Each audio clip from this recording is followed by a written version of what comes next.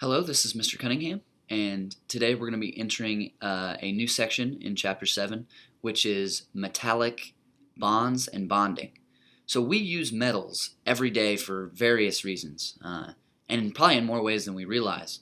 Uh, so every time that we flip a light switch, every time we use a frying pan, every time we take out a charger for our iPads, or we wear jewelry, we're taking advantage of the properties of metals.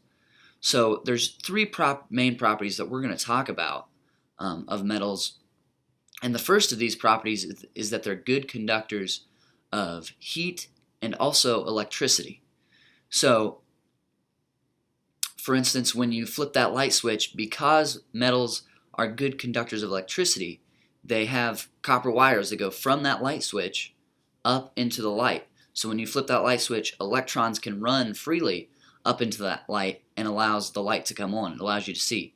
Also, every time you put a frying pan or pot on the stove and turn on whether it's gas, whether it's electric, turn on the heat, it allows the heat to be conducted through that metal and allows you to cook chicken or boil water or use it for whatever you want to use it for. The second property is that metals are ductile. And what being ductile means is that it can be formed into wire. So every time you take out your iPad charger, your phone charger, any type of cord has thin metallic wires that run through it. And that's what allows it to charge your phone, charge your iPad. Electrons run through that wire that's been put into a thin string, and it allows you to charge all your electronics. Also, metals are what we would call malleable, and malleable means they're allowed to be bent. So jewelers will bend rings, bend necklaces, so that they can hold different stones, so that they have intricate designs on them, but they can actually be formed even though they're still tough. They can still be formed and moved into position.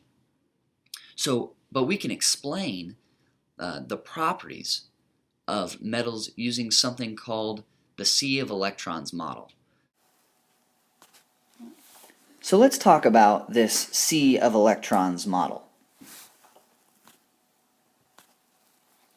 Sea of electrons model is explained as metal cations, which are positively charged, surrounded by a free-flowing sea of electrons, which are negatively charged.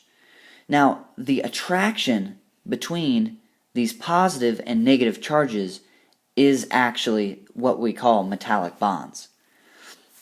But the sea of electrons model can help us understand why metals have the properties that they have. So we talked about metals being good conductors of heat and also electricity. Now, these free-flowing electrons is what gives them their ability, or metals their ability, to conduct electricity so well. Because the electrons aren't tied down and they're moving around freely, when you apply electric current like you do when you flip a light switch, electrons can flow very easily through the metal and can turn the light on. Now, heat, on the other hand, since these electrons are free-flowing and moving, when you heat a metal, so when you put that pot on the stove and turn on the heat, because these electrons are moving around freely, they're allowed to bang into each other more often. So in most other substances, electrons are usually tied to their own atom. But in metals, these electrons are kind of flying around. So in metals, these electrons make more collisions more often, which allows heat to be transferred much quicker. Now we can also explain the malleability and the ability of metals to be ductile by the sea of electrons model. So when we apply a force to a metal, what actually happens is it bends, right? It doesn't break, it bends usually. So we can explain this by what we just talked about with free-flowing electrons.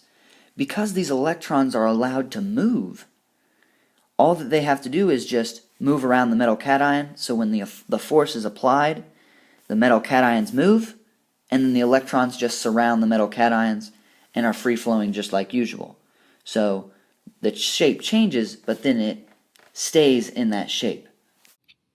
So, like we said earlier, we use metallic items just about every day. But very few of these items are actually made of one type of metal. So very rarely do we use something that's pure iron or pure gold or pure silver.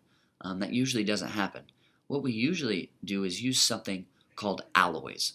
And alloys are a combination of two or more types of metals.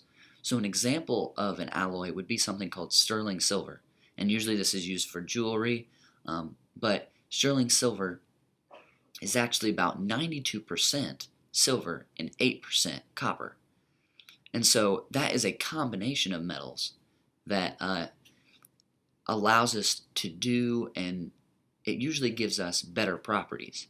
So the importance of these alloys is that they are usually better, they have better properties than their two constituent metals.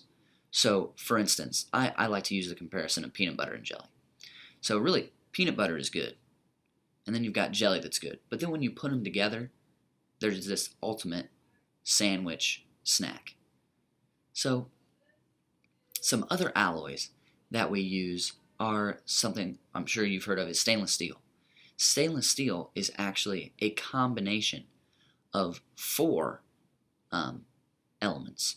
And so it's mostly iron, it's 80% iron and about 18% chrome. And then there's small amounts of nickel and actually carbon thrown in to give that stainless steel its properties.